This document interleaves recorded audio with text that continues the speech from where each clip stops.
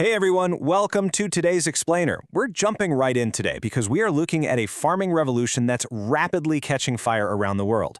We're going to give you a beginner-friendly introduction to regenerative agriculture. It's a concept that is fundamentally rethinking exactly how we grow our food and, honestly, how we treat our land. Picture this for a second. Imagine a farm where the soil actually gets healthier every single year, a place where crops naturally become more resilient to harsh droughts, and where biodiversity absolutely flourishes. Sounds a bit like a utopia, doesn't it? Well, that perfectly captures the vision behind regenerative agriculture, an approach that could completely transform the entire future of global food production. Let's start by zooming out with Section 1, the modern farming problem.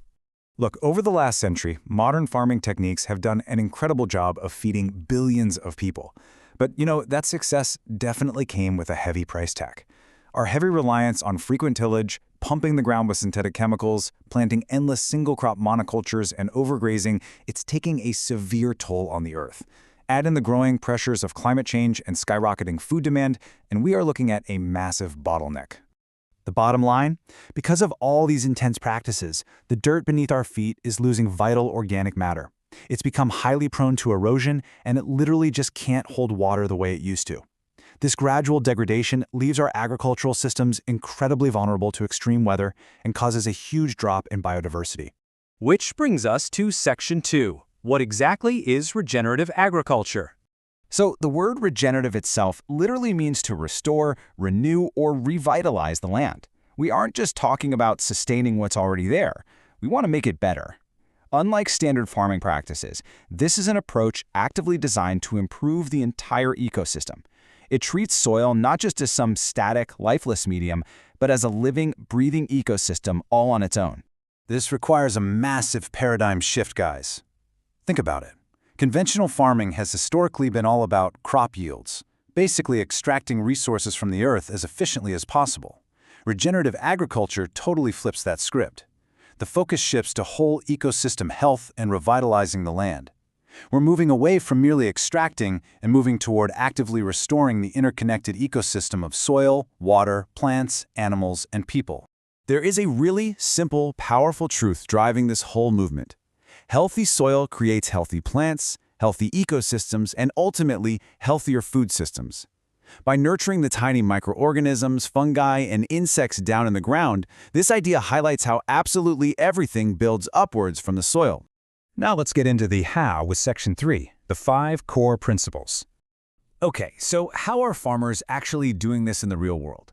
Well, they're relying on 5 key steps. First, they minimize soil disturbance by ditching traditional plows. Second, they keep the soil covered year-round. Third, they maintain living roots in the earth to constantly feed that underground ecosystem.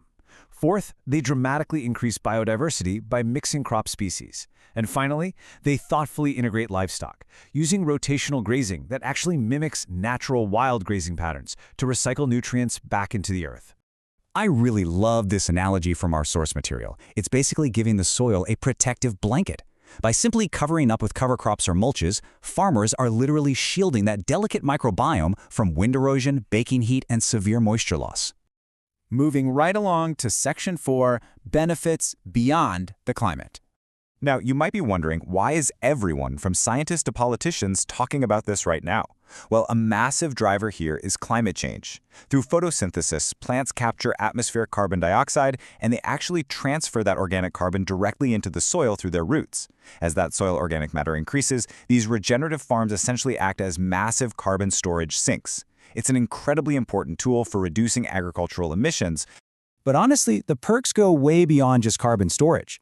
Healthy, regenerative soils act like a giant natural sponge. They absorb massive amounts of water during rainfall, which keeps plants hydrated through severe droughts. We also see enhanced biodiversity acting as natural pest control, which naturally stabilizes crop production. Plus, you get a huge reduction in soil erosion and far better long-term farm resilience, meaning farmers are way less dependent on expensive external inputs. Let's zoom back out for our final part, Section 5, the future of farming. Okay, reality check time. Is regenerative agriculture a perfect plug-and-play magic bullet? Well, no, not exactly. It is definitely not a one-size-fits-all situation. Different climates require highly customized approaches. The transition itself is also incredibly time-intensive, often taking several years to see noticeable improvements. Farmers face very real economic hurdles during this transition period, and scientists are still extensively studying how it performs across various environments. But here's the thing, even with those hurdles, we are witnessing a massive, global shift right now. Large food companies are heavily investing in regenerative supply chains. Governments are actively exploring and funding soil health initiatives. Why? Because the on-the-ground reports from farmers showing improved soil health and incredible water management are just so unbelievably promising. At the end of the day, this entire revolution starts with something beneath our feet that usually goes entirely unnoticed: the soil. Regenerative agriculture challenges us to rethink our entire relationship with the earth. We're talking about a fundamental mindset shift from pure extraction to a model of active, intentional renewal. So I want to leave you with this really powerful question to chew on. How can we farm in a way that actually leaves the land healthier for future generations? Answering that question might just define the most influential farming movement of the 21st century. Thank you so much for joining me for this explainer, and I'll catch you next time.